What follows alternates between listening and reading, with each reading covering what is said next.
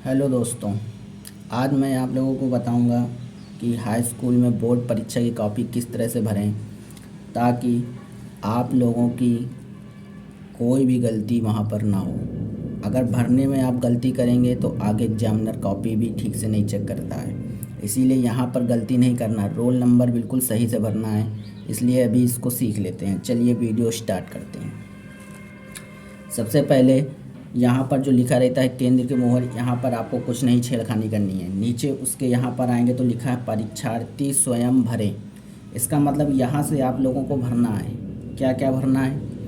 परीक्षार्थी का अनुक्रमांक सब अंकों में, जो यहाँ पर आपका रोल नंबर हो उस रोल नंबर को इसमें लिख देंगे। मान लीजिए अगर आपका रोल नंबर और लंबा है, मतलब करोड़ के ऊपर चला गया, तो उसको पढ़ने में दिक्कत होगी, तो आप सिंपल एक एक वर्ड को हिंदी में लिखेंगे शब्दों में।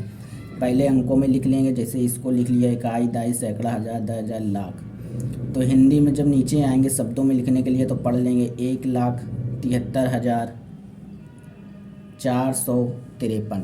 इसको हिंदी में लिख देंगे यहाँ पर, और अंकों में ऊपर लिख देंगे। जहाँ अंकों में लिखा है उसके आगे अंकों में ही लिखना है, जहाँ शब्द लिखे हैं उसके नीचे शब्दों में ही लिखना है। उसके नीचे लिखा है आप लोगों का विषय व प्रश्न पत्र। अब आगे लिखा है विषय, तो विषय में जो आपका सब्जेक्ट हो वो भरना है। मान लीजिए कि मैंने यहाँ पर भर रखा है गणित, हालांकि वीडियो बनाने के लिए केवल ही भर दिया मैंने यहाँ पर गणित। प्रश्न पत्र संख्या जो आपकी लिखी हो, जैसे कि मान लीजिए इस टाइप से पेपर आएगा ये, तो प्रश्न पत्र में लिखा है ना गणित केवल प्रश्न पत्र, इसके लिखा है सेट 5। तो प्रश्न पत्र संख्या क्या है हमारी? यहाँ पर 5 है। इसी तरह मैंने मान लिया यहाँ पर 4, तो आपको 4 भरना है। ये चीज़ भरनी होती है, ये चीज़ भरनी होती है। अगर यहाँ 4 है, 5 है, 6 है, 7 है, कुछ भी है, तो उसको यहाँ पर भरेंगे। ठीक है। उसके नीचे आपका लिखा है परीक्षा का दिन, तिथि, दिन जो भी हो आपको वो दिन डाल देना है। एक लाइन ऑब्लिक खींचनी है, फिर आपको आपकी अपनी डेट डालनी है। डेट इस तरह से डालनी है। उसके नीचे लिखा है कि केंद्र का नाम, तो केंद्र का नाम वो डालेंगे जहाँ पर आप सेंटर देने गए हैं। जिस सेंटर में आप बैठे हैं तो केंद्र का नाम डाल देंगे BNSD इंटर कॉलेज। उसके नीचे प्रश्न पत्र पर अंकित संकेतक। अब देखिए यहाँ पर संकेत लिखे हैं, ET ये लिखा है, या 5EG लिखा है। इधर आइए, ये संकेत लिखा है सेट 1 KW। तो जो यहाँ पर होगा उसको लिखेंगे। मान लीजिए यहाँ पर 4CW है तो मैंने CW लिख दिया। ठीक है। उसके बाद निरीक्षण के पूर्ण हस्ताक्षर, यहाँ पर आप लोगों को कुछ नहीं करना है। यहाँ पर वो हस्ताक्षर करेंगे जो आपकी क्लास में टीचर लगे होंगे। यहाँ पर कोई छेड़खानी नहीं करनी है बच्चों। उसके बाद नीचे यार परीक्षा कक्ष संख्या, आप जिस रूम पर बैठे हैं वो रूम नंबर लिख देना है यहाँ पर बस। उसके बाद इतना करने के बाद आपको अपने अगले पेज पर आना है। अगले पेज पर जैसे ही आएंगे सबसे पहले यहाँ पर जो प्रश्न को हल करना हो उसको यहाँ पर लिखेंगे। मान लीजिए कि मैंने प्रश्न संख्या 1 हल करनी है, तो सबसे पहले प्रश्न संख्या 1 डालेंगे। आपको 2 हल करनी है तो आप 2 डालिए, आपको 3 हल करनी है तो 3 हल। ऐसा कुछ नहीं है कि आपको सीरियल से हल करना है। जो आपको पहले आ रहा हो सबसे पहले आप उसी को ही हल कीजिए ताकि आपका समय बर्बाद ना हो। अगर मान लो प्रश्न संख्या फर्स्ट डाल दिए यहाँ पर, तो प्रश्न संख्या में मान लो 4 खंड हैं। 4 खंड में अगर मान लो पहले का मान लो ऑब्जेक्टिव हो आएंगे। अगर ऑब्जेक्टिव आएंगे तो अगर मान लो पहले का नंबर सही है तो पहले का लिखेंगे आंसर। उसके आगे उसका जो ऑप्शन सही होगा उसके आगे टिक लगा देंगे। जो भी ऑप्शन सही हो, पहले का, पहले का खा, पहले का गा, पहले का जो भी हो वो लिख देंगे और उसके आगे टिक लगा देंगे। इसी तरह आप चारों खंड सॉल्व करेंगे। इतना करने के बाद आपको एक फुटे से लाइन खींचनी है।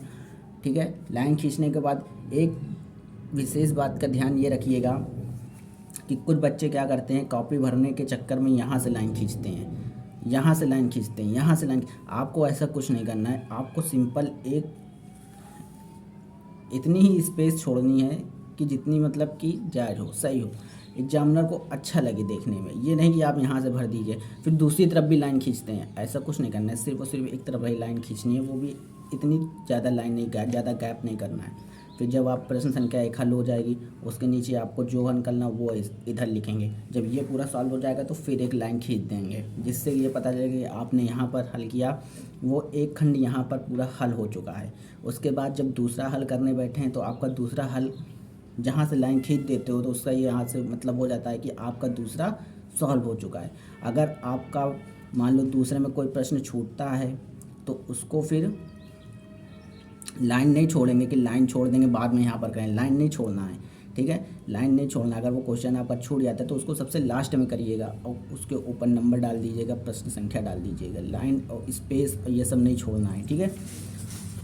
उसके बाद जब आपका पूरा पेपर हो जाएगा, ये विशेष बात बहुत ही ध्यान में रखनी है, जब आपका पूरा विशेष पेपर हो जाए, सॉल्व हो जाए आराम से, उसके बाद एक इस छोटा सा डब्बा बनाना है। डब्बे में अंदर अपना सिर्फ और सिर्फ रोल नंबर, सिर्फ और सिर्फ रोल नंबर अंकों में, क्या अंकों में भर कर रख देना है, बस। इसके अलावा कुछ नहीं करना है। जब ये रोल नंबर आप अपना लास्ट में लिख देंगे तो इससे ये कंफर्म हो जाता है कि आपने पूरा पेपर सॉल्व कर रखा है। अगर मान लो एग्जामिनर को आगे देखने में रोल नंबर में दिक्कत होती भी है तो वो यहाँ पर रोल नंबर आपका पीछे जो लिखा होगा उसको मिलाएगा एक बार कि आपका रोल नंबर ठीक है कि नहीं। तो इस तरह से आपके रोल नंबर भी 2 बार चेक हो जाएंगे। अगर कोई मिस्टेक होती है तो वो ठीक कर देगा, नहीं तो फिर नंबर चढ़ने में बहुत प्रॉब्लम होती है, ठीक है। अभी वीडियो को यहीं पर समाप्त करते हैं। धन्यवाद। वीडियो को प्लीज़ लाइक, सब्सक्राइब और शेयर ज़रूर कीजिएगा।